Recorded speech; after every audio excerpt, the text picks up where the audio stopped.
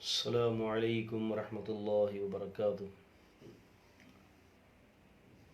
بسم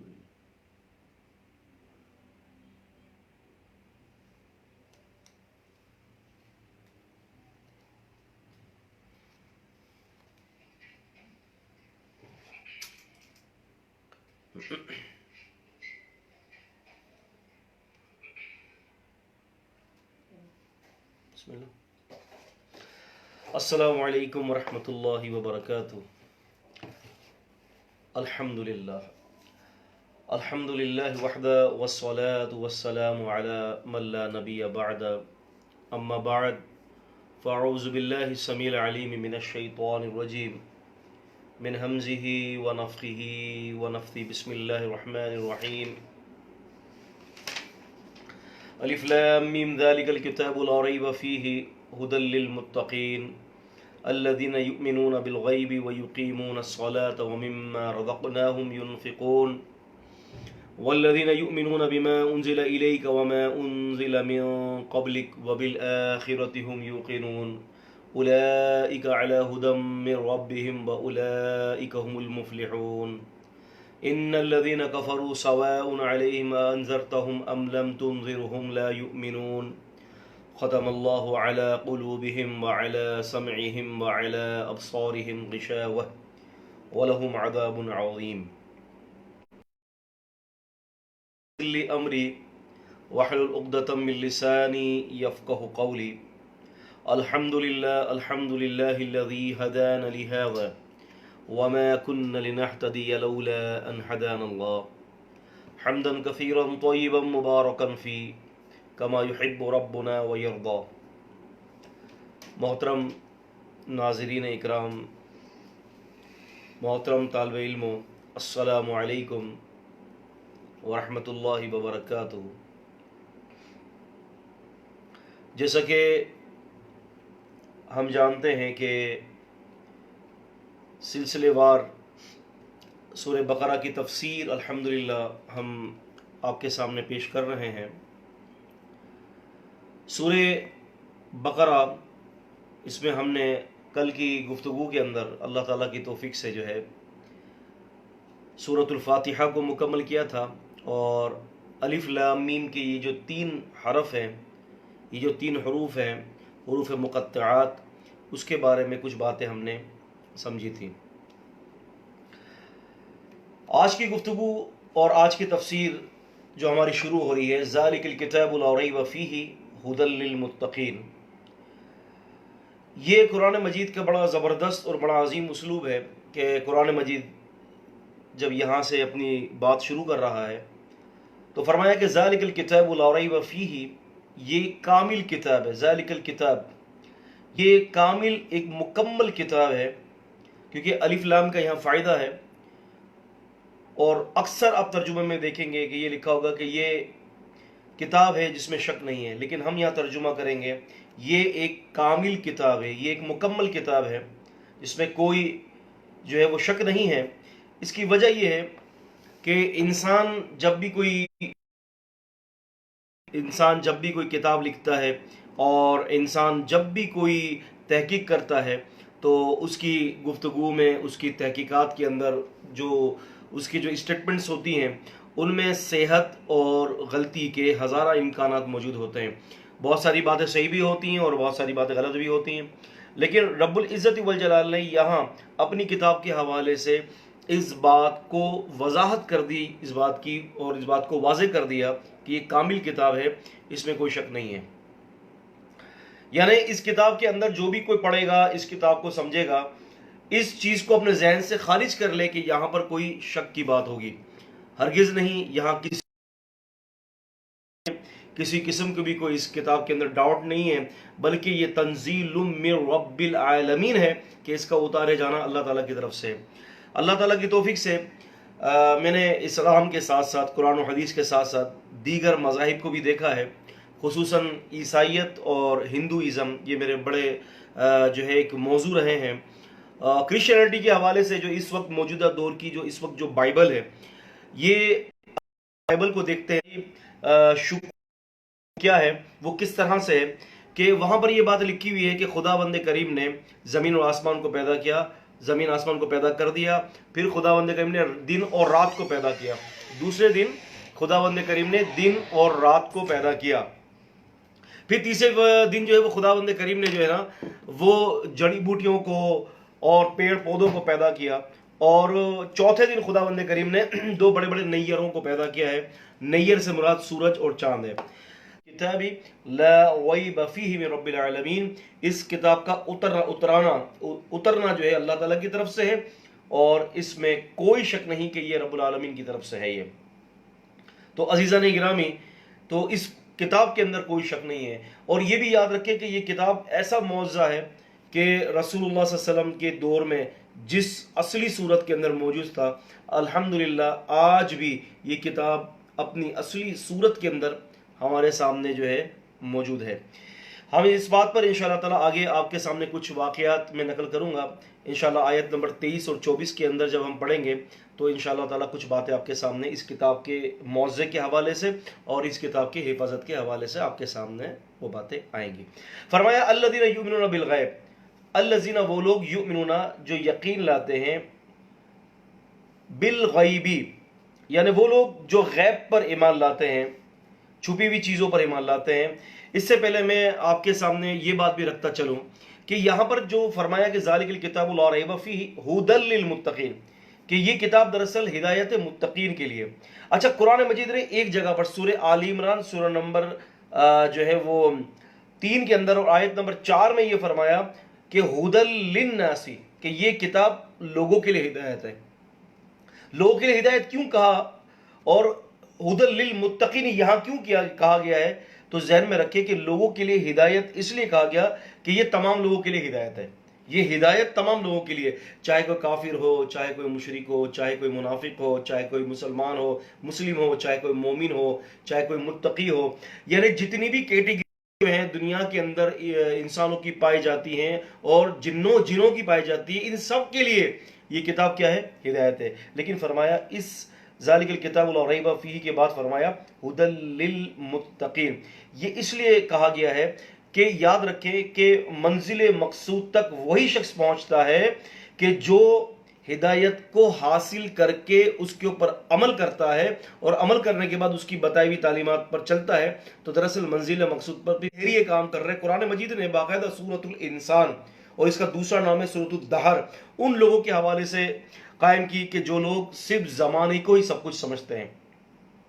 تو فرمایا کہ مسلمان کون ہوتا ہے، ایمان والا کون ہوتا ہے؟ کہ وہ جو اللہ تبارک و تعالیٰ کی باتوں پر ایمان لائے اور غیب پر ایمان لائے، چوں چرا نہ کرے، جو کچھ اللہ اور اس کے رسول صلی اللہ علیہ وسلم نے جس بات کا حکم دے دیا، جس بات کو سمجھنے کا حکم دیا ہے، تو صحابہ کرام رضوان اللہ تعالی علیہم اجمعین کے طریقے پر وہ اپنے اللہ تبارک و تعالیٰ کے دین کو ایسے سمجھتے ہیں، کیونکہ وہ لوگ مشاہدے پر ایمان نہیں لاتے۔ آج ہمارے یہاں ایک بہت بڑا مسئلہ ہے محترم عزیزان گرامی، کہ آج جب بھی کسی شخص سے بات کی جائے اسلام کی حقانیت پر، تو وہ کہتا ہے کہ پہلے لاجک بتاؤ، پہلے منطق بتاؤ، پہلے اس کے بارے میں سائنسی مشاہدہ بتاؤ، سائنسی مشاہدہ ثابت ہوگا مانیں گے، سائنسی مشاہدہ ثابت نہیں ہوگا نہیں مانیں گے۔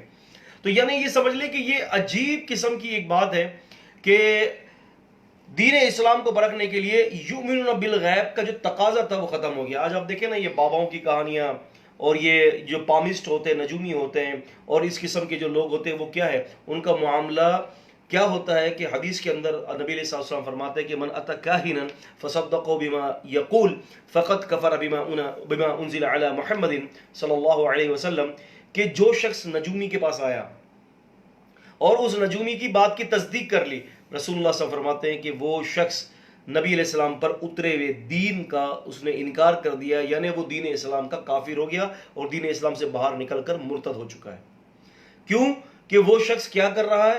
وہ شخص اللہ تبارک و تعالیٰ کا جو حکم ہے یؤمنون بالغیب کو چھوڑ کر جو ہے مشاہدات پر ایمان لے آیا، اور وہ ان لوگوں کے پاس جا رہا ہے جو لوگوں کو گمراہ کر کے اللہ تبارک و تعالیٰ کے جو علم غیب کی جو کنجی ہے وہ اس کے اندر اپنے آپ کو شامل کرنا چاہتے ہیں۔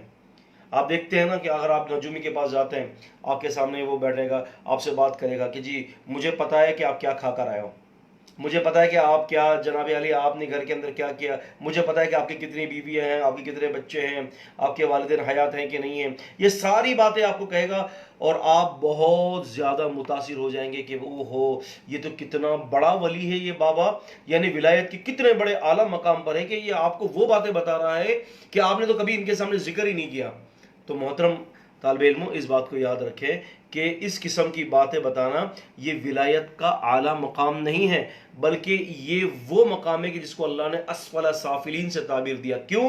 کہ اس کے ساتھ جو شیاطین ہوتے ہیں، وہ شیطان یعنی جس کو ہم حمزات کہتے ہیں، اس شخص کے حمزات کا تعلق آپ کے حمزات کے ساتھ ہے، اور آپ کے حمزات نے اس کو بتا دیا کہ یہ گھر سے یہ کھا کر نکلا ہے، گھر سے جو ہے جناب علی لڑ کر نکلا ہے، اور اس کے اتنے بیوی بچے ہیں، ان کے والدین حیات ہیں کہ نہیں ہیں، اتنی جو ہے وہ بہنیں ہیں، بھائی ہیں۔ تو یہ ساری چیزیں جو ہیں آپ کے حمزات نے اس کے حمزات کو بتا دیا۔ ایک لطیفہ ہے مجھے یاد آیا ہے، صدر کے اندر آپ نے دیکھا ہوگا کہ ایمپریس مارکیٹ کے ساتھ ایک بڑا پرانا پل آج بھی میرے خیال سے شاید بنا ہوا ہوگا، میں تو خیر گیا نہیں۔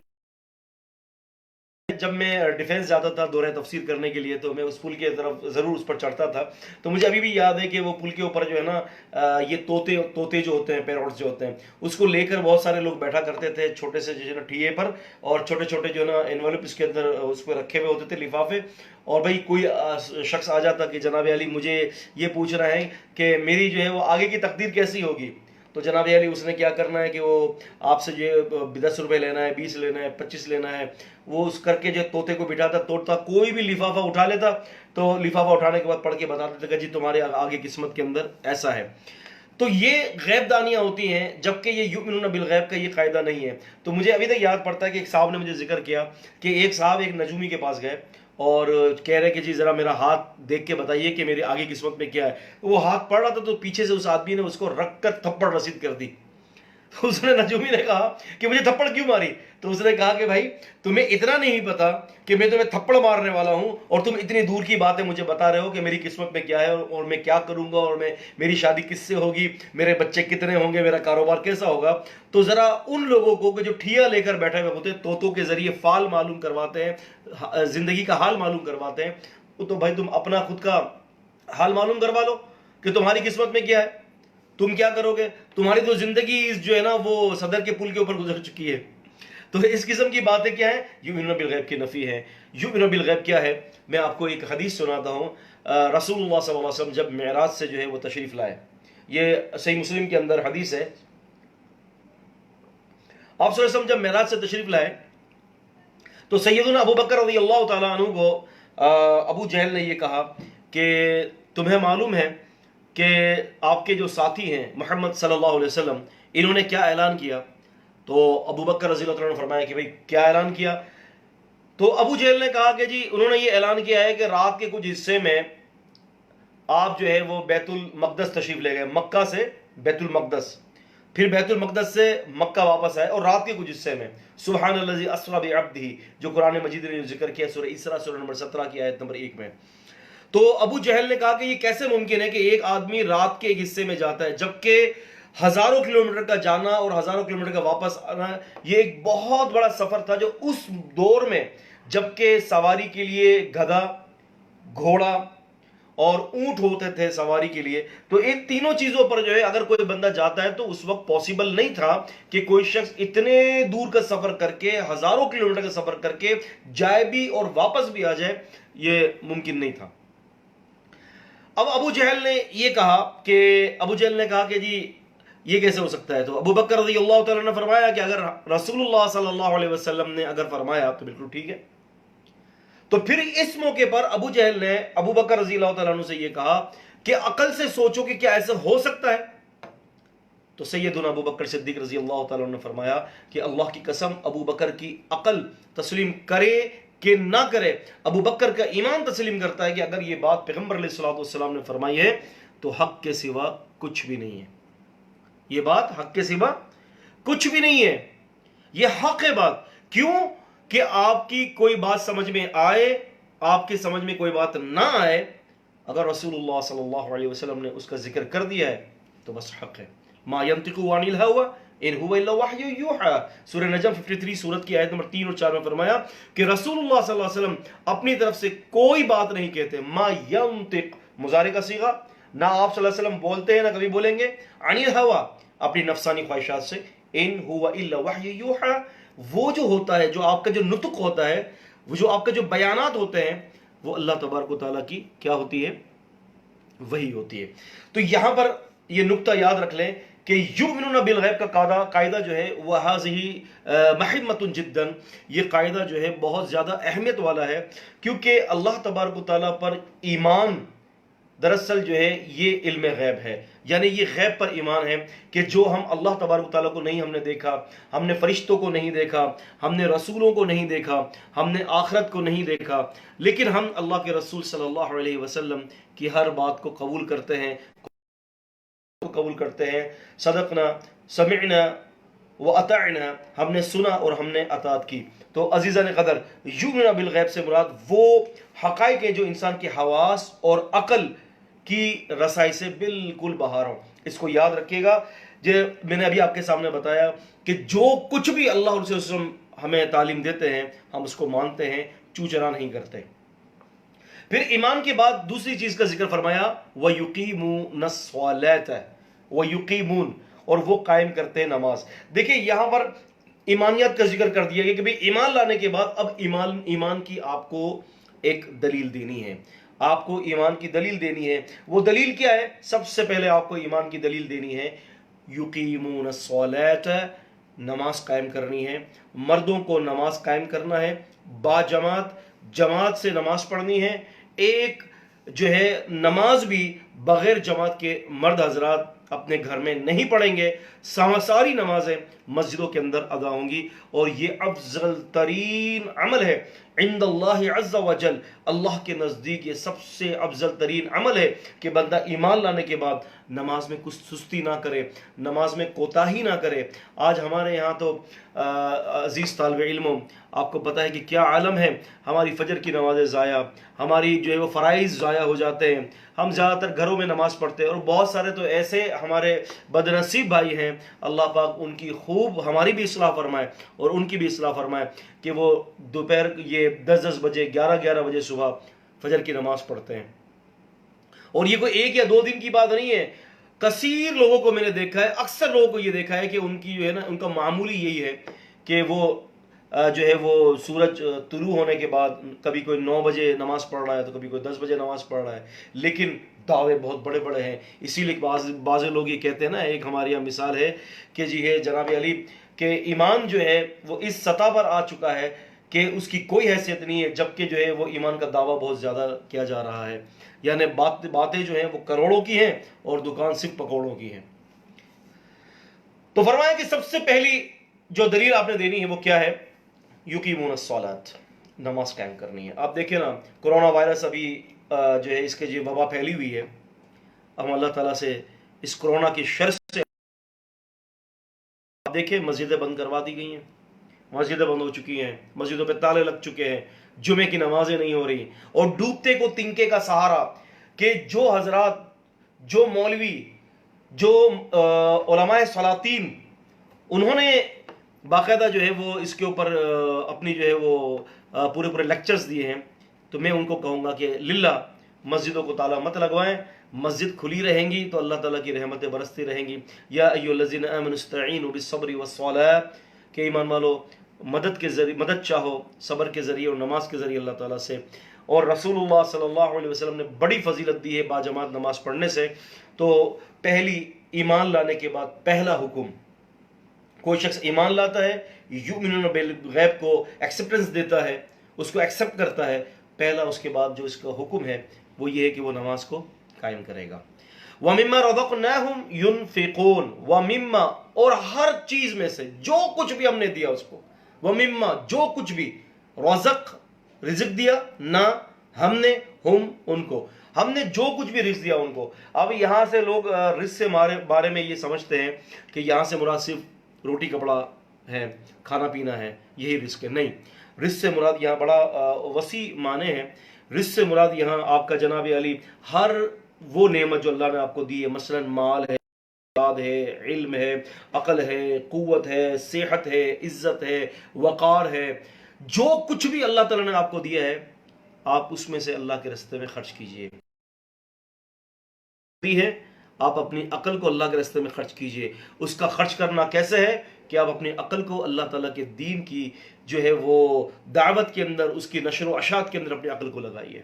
اللہ تعالیٰ نے آپ کو اولاد دی ہے، آپ اپنی اولاد کو جو ہے اللہ کے دین کے اوپر لگائیے. اللہ تعالیٰ نے آپ کو جان دیا ہے، اپنی جان کو اللہ کے دین پر لگائیے. مال دیا ہے، اپنے مال کو اللہ تعالیٰ کے دین کے لیے لگائیے. تو وَمِمَّا رَزَقْنَاهُمْ کا معنی صرف یہ نہیں ہے کہ اللہ تبارک و تعالیٰ نے آپ یہ ہاتھ اسی چیز کو پکڑیں گے کہ جس کو اللہ تعالیٰ کا حکم ہے، یہ قدم چل کر اسی جگہ پر جائیں گے جس میں اللہ کی رضا ہے.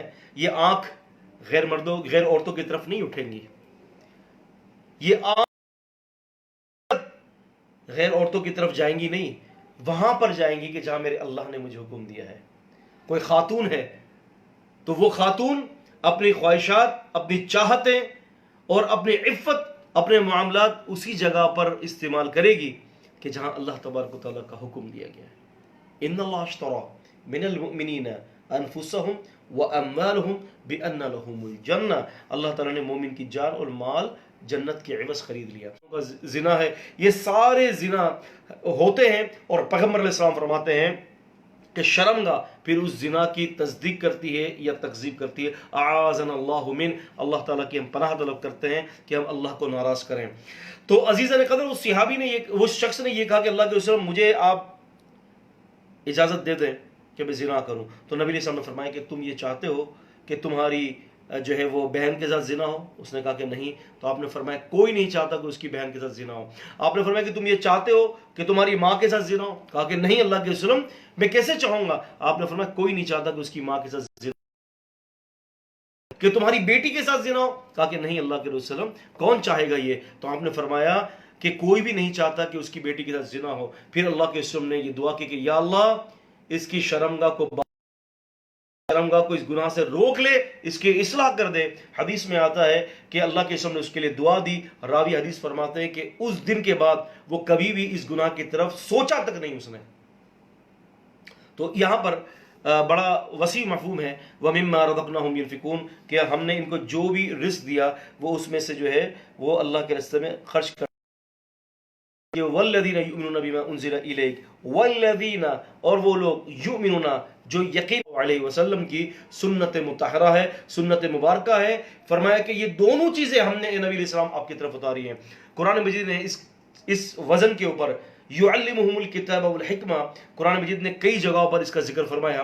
اس کا ذکر مثال کے طور پر سورہ بقرہ کے اندر ہے، سورہ نمبر 2 کی آیت نمبر جو ہے 151 کے اندر ہے، اور سورہ بقرہ سورہ نمبر 2 کی آیت نمبر 131 کے اندر ہے، اور اسی طرح سے سورہ نساء سورہ نمبر 4 کی آیت نمبر 113 میں ہے، اور اسی طرح سے سورہ آل عمران سورہ نمبر 4 کی آیت نمبر 164 کے اندر ہے، اور سورہ احزاب سورہ نمبر 33 کی آیت نمبر 34، اور سورہ جمعہ سورہ نمبر 62 کی آیت نمبر 2 میں. فرمایا یعلمہم الکتاب والحکمہ، کہ رسول اللہ صلی اللہ علیہ وسلم آپ کو کتاب بھی سکھاتے ہیں اور حکمت بھی سکھاتے ہیں، کتاب اور حکمت کی تعلیم دیتے ہیں. الکتاب هذا القرآن، والحکمہ ما هي، والحکمہ هذه سنہ، یہ حکمت کیا ہے؟ یہ حکمت رسول اللہ صلی اللہ علیہ وسلم کی سنت ہے. تو فرمایا کہ جو کچھ ہم نے آپ کی طرف اتارا، اور وما انزل من قبلک، اور جو اے نبی صلی اللہ علیہ وسلم ہم نے آپ سے پہلے اتارا، آپ سے پہلے جتنے بھی صحف ابراہیم و موسیٰ اترے ہیں، الواح اترے ہیں، کتب اتری ہیں آسمانی، توراہ، انجیل اور زبور، فرمایا کہ یہ سارے ان باتوں کے اوپر کیا کرتے ہیں؟ یہ ایمان رکھتے ہیں. اور فرمایا وَبِالْآخِرَةِ هُمْ يُوقِنُونَ، وَبِالْآخِرَةِ هُمْ يُوقِنُونَ. یہاں پر ترجمہ یہ ہوگا، آخرت کا لفظ اول کے مقابلے میں آخر کے ساتھ تا کے ساتھ آیا. آپ دیکھ سکتے ہیں بالآخرتی، اول کے مقابلے میں آخر، اور پھر اس کے بعد تا تانیث آیا، یعنی دنیا کے بعد والی زندگی پر وہ یقین رکھتے ہیں. اور یہاں پر آپ دیکھتے ہیں وَبِالْآخِرَةِ هُمْ يُوقِنُونَ، زیادہ ترجمہ یوں کیا جاتا ہے کہ وہ آخرت پر وہ لوگ ایمان رکھتے ہیں. جبکہ یہاں پر ہم جو ہے، ضمیر جو ہے، یہ دراصل یہاں پر ایک حصر پیدا کر رہی ہے، کلمہ حصر پیدا کر رہی ہے. اب ترجمہ اس کا اس طرح سے ہوگا، یعنی آخرت پر صحیح یقین رکھنے والے لوگ ہیں. آخرت پر صحیح ترین یقین رکھنے والے لوگ ہیں. یہ یہاں پر یہ جو ہم کا جو فائدہ ہے یہاں پر یہ ہے کہ وہ صحیح ترین اللہ پر اور اس کے رسولوں پر ایمان رکھنے والے لوگ ہیں. یہاں پر ایک پوائنٹ ہے, پوائنٹ ٹو بی نوٹڈ, اس کو ذرا پوائنٹ کو ذہن میں رکھیں. آپ دیکھیں فرمایا نبی کریم صلی اللہ علیہ وسلم کو کہ جو اے نبی آپ پر اترا اور جو آپ سے پہلے اترا اور وہ آخرت پر یقین رکھتے ہیں مکمل طور پر. اب یہاں پر مرزا قادیانی اور اس قسم کے جو لوگ ہیں کہ جو نبی یا کسی رسول کو مانتے ہیں کہ بھی نبی علیہ السلام کے بعد کوئی مجازی نبی مجازی رسول آئے گا, اور یہ کہتے ہیں کہ نبوت کا سلسلہ ابھی بند نہیں ہوا, ان کی تردید ہے یہ. اس کو ذرا نوٹ کر لیجئے کہ وہ لوگ جو ایمان لائے اے نبی صلی اللہ علیہ وسلم ان چیزوں پر جو آپ کی طرف اتارا گیا اور جو آپ سے پہلے اتارا گیا, اور آخرت پر وہ یقین رکھتے ہیں. یعنی اگر نبی کریم صلی اللہ علیہ وسلم کے بعد بھی کچھ اترنا ہوتا تو پھر یہ یوں ہوتا کہ والذین یؤمنون بما انزل الیک وما انزل من قبلک وما انزل من بعدک. تو من بعدک کے الفاظ نہیں ہے, تو اس سے پتہ چلا کہ نبی کے بعد کچھ بھی نازل نہیں ہونا, بلکہ نبی علیہ الصلوۃ والسلام کے اس بات پر کہ جو آپ کی طرف اور آپ سے پہلے اترا اس پر ایمان رکھتے, اور فوراً یہ کہہ دیا کہ وہ آخرت پر ایمان رکھتے. تو اس کا مطلب یہ ہے کہ نبی علیہ السلام اور آخرت کے درمیان کوئی مجازی نبی, کوئی مجازی رسول, کوئی ذیلی نبی, کوئی ذیلی رسول ہرگز نہیں آئے گا, بلکہ نبوت کا سلسلہ مکمل طور پر اللہ عز و جل وعلا نے مکمل کر دیا ہے. اس پوائنٹ کو ضرور ذہن میں رکھیے گا, کیوں کہ یہ نبوت کے دفاع پر یہ آیت اتری ہے, خصوصاً نبوت کے دفاع کے اوپر اس کے اندر یہ پوائنٹ موجود ہے. فرمایا اولئک علی ھدی من ربہم, یہی وہ لوگ ہیں اولئک علی ھدی من ربہم, فرمایا کہ یہ لوگ اپنے رب کی طرف سے ہدایت پر ہیں. وَأُولَئِكَ هُمُ الْمُفْلِحُونَ, اور یہی لوگ پورے پورے کامیاب ہیں. یہاں ہم المفلحون میں آپ یہ دیکھیں, اس آیت کو میں بھی دیکھ رہا ہوں, یہاں المفلحون الف لام کی وجہ سے یہاں پر ہم ترجمہ کریں گے پورے کامیاب, ورنہ ترجمہ میں کیا ہوتا ہے یہی وہ لوگ ہیں جو کامیاب ہیں. لیکن میں نے آپ کو اپنی کلاس جو ہماری جو پہلی کلاس تھی, میں نے اس کلاس میں آپ کو کہا تھا کہ ہم عربی اسلوب کا بہت خیال رکھیں گے. ہم مکمل طور پر کوشش کریں گے اللہ تعالیٰ کی توفیق سے کہ ترجمہ ہم وہ کریں کہ اس میں ایک ایک حرف کا خیال ہو. تو یہاں پر ہم الف لام ال کا خیال رکھتے ہوئے, الف لام کا خیال رکھتے ہوئے یہ اب ہم ترجمہ کریں گے کہ یہی لوگ ہدایت پر ہیں اور یہ لوگ مکمل طور پر پوری طریقے سے کامیاب ہونے والے لوگ ہیں. تو فرمایا ان الذین کفروا, اب یہ ایمان والوں کا ذکر ختم ہوا اور اب اس آیت کے اندر اب شروع ہوا ان الذین کفروا سواء علیہم انذرتہم ام لم تنذرہم لا یؤمنون. یقیناً جن لوگوں نے انکار کیا, کفر سے معنی کیا ہوتا ہے, کفر کا معنی ہوتا ہے انکار کرنا ہے.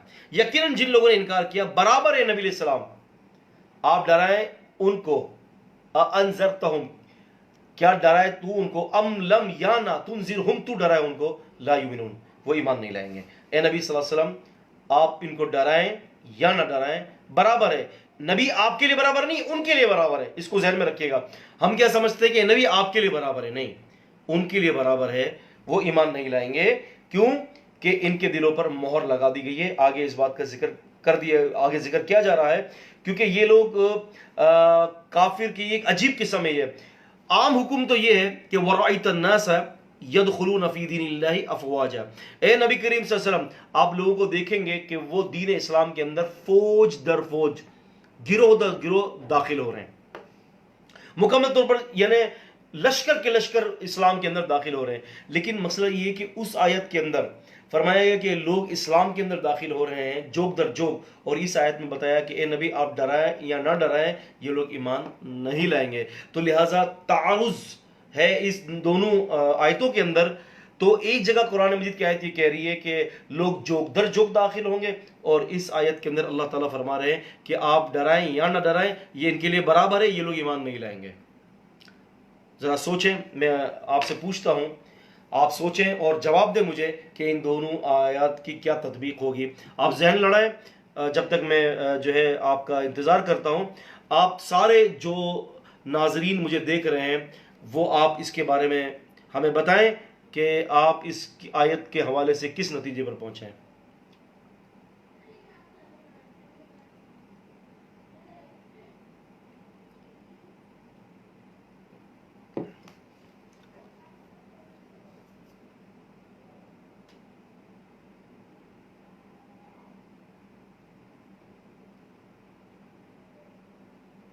جی،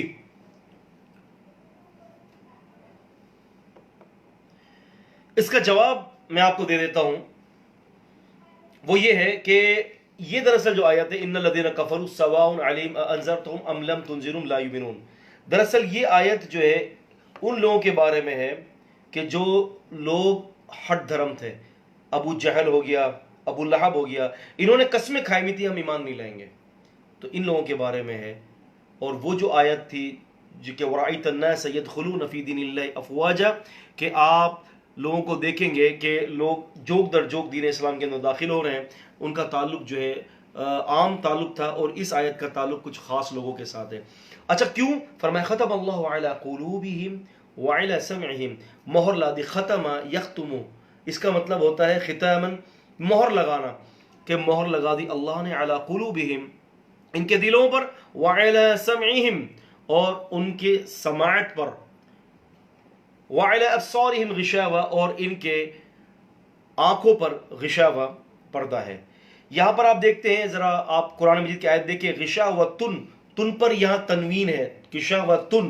یاد رکھیں کہ یہ تنوین جو ہے یہ تعظیم کے لیے ہے. یعنی اس کا ترجمہ اب ہم یوں کریں گے، یہ تنوین تعظیم کے لیے ہے، اور ترجمہ یہ ہوگا کہ بھاری قسم کا پردہ ہے. ورنہ عام ترجمے میں یہی ہوتا ہے کہ مہر لگا دی اللہ تعالیٰ نے ان کے دلوں پر اور ان کے کانوں پر اور ان کی آنکھوں پر پردہ ہے. تو لہٰذا وہاں پر جو ہے وہ تنوین کا جو ہے وہ لحاظ نہیں رکھا جاتا، تو ہم یہاں پر جو ہے وہ تنوین کا جو ہے وہ لحاظ رکھیں گے. فرمایا کہ ان کے آنکھوں پر بھاری قسم کا پردہ ہے، وَلَهُمْ عَذَابٌ عَظِيمٌ، اور ان کے واسطے بہت بڑا عذاب ہے. اچھا میں یہاں پر ایک اور آپ سے سوال رکھنا چاہتا ہوں، وہ یہ کہ اللہ تعالیٰ نے ان کو گمراہ کیا. گمراہ کس نے کیا؟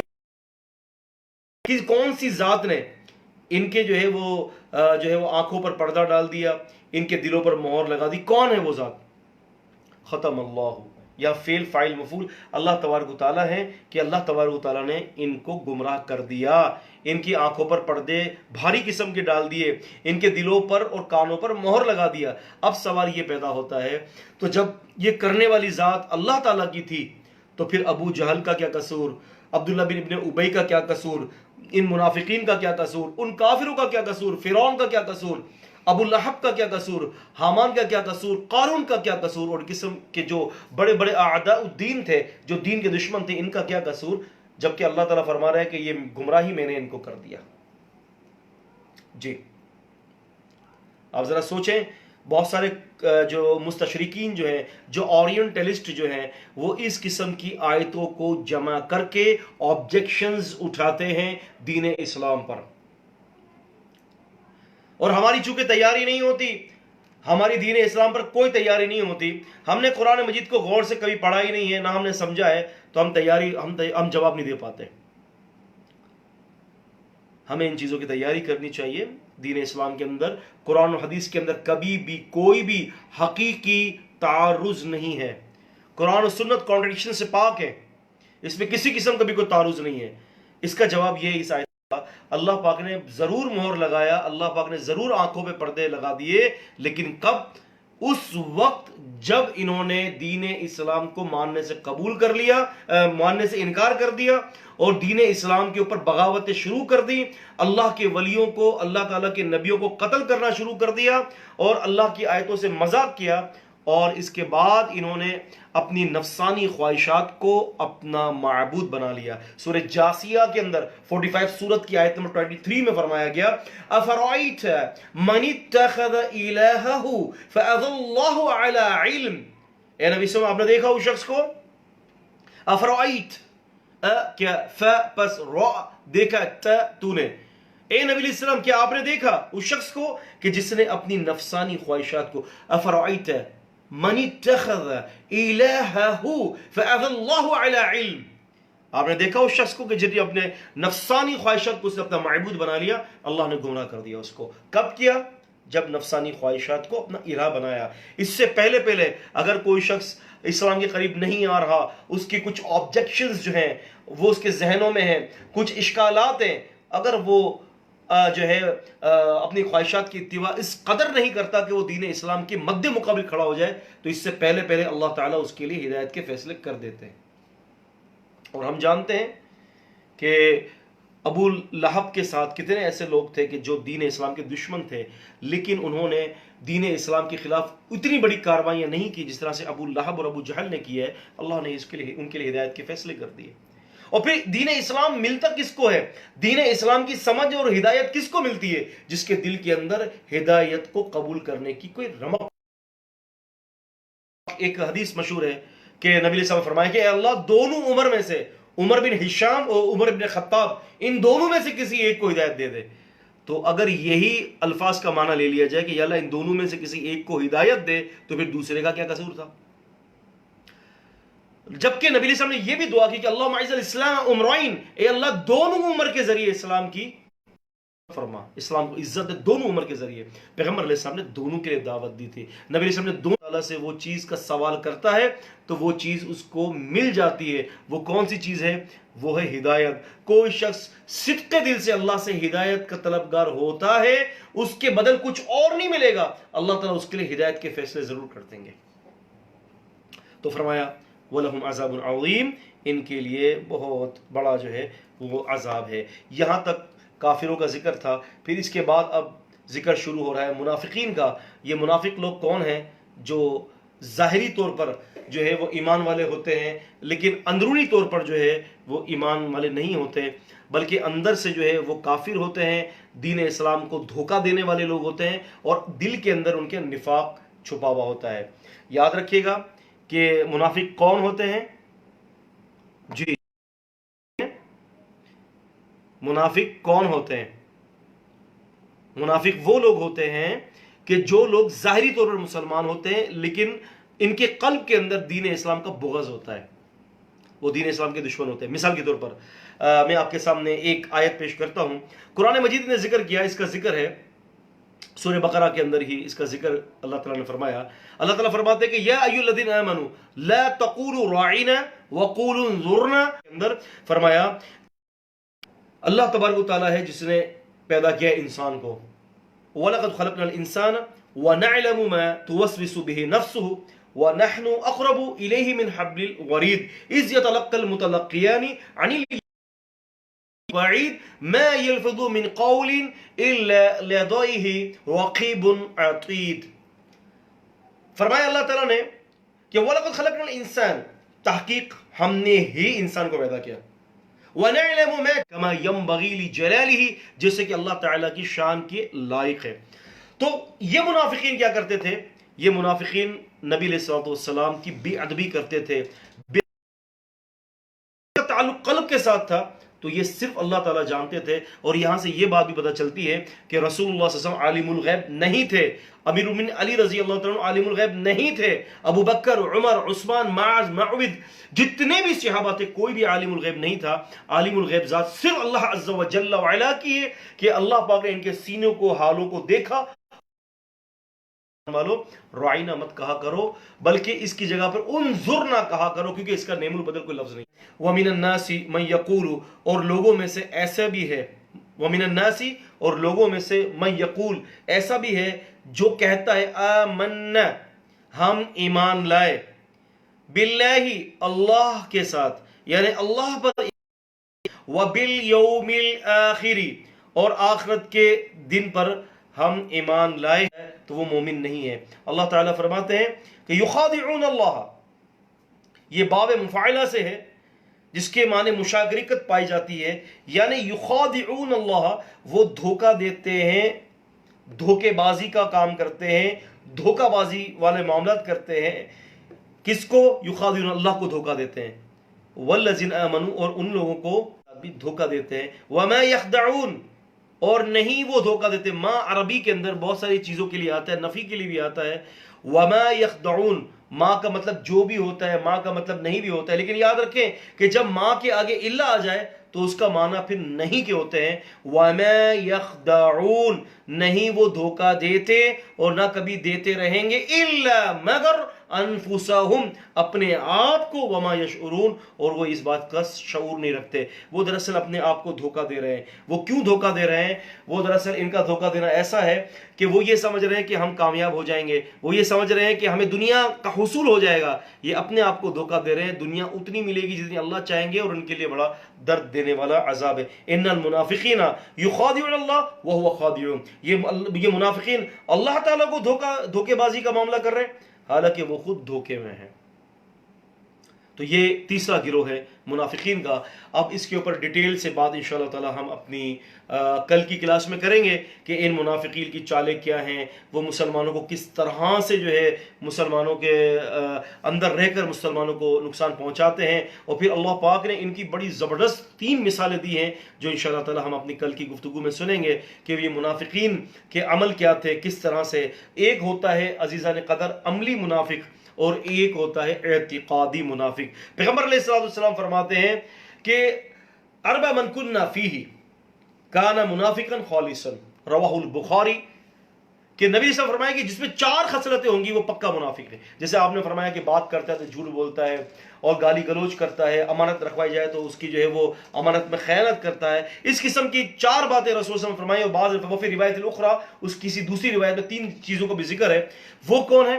وہ عملی منافق ہے. اور یہاں پر رب العزت والجلال اعتقادی منافق کا ذکر کر رہے ہیں. جو اعتقادی منافق ہوتا ہے کہ جس کا اعتقاد یہ ہوتا ہے کہ آخرت کچھ بھی نہیں ہے, اللہ تعالیٰ کی ذات کچھ بھی نہیں ہے, رسول کچھ بھی نہیں ہے, یہ اعتقادی منافق ہے. اور یہاں پر جو اوصاف جن منافقین کے بارے میں بتایا جا رہا ہے, یخادعون اللہ والذین آمنوا وما یخدعون الا انفسهم وما یشعرون فی قلوبهم مرض فزادهم الله مرضا ولهم عذاب علیم بما كانوا يكذبون واذا لقوا الذین آمنوا قالوا آمنا واذا خلوا الى شیاطینهم قالوا ان معكم انما نحن مستهزئون الله يستهزئ بهم ويمدوهم في طغيانهم يعمهون.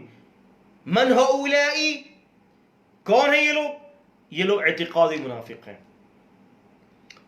اعتقادی منافق کے حوالے سے انشاءاللہ تعالی ہم اپنی بات کو کل جاری رکھیں گے.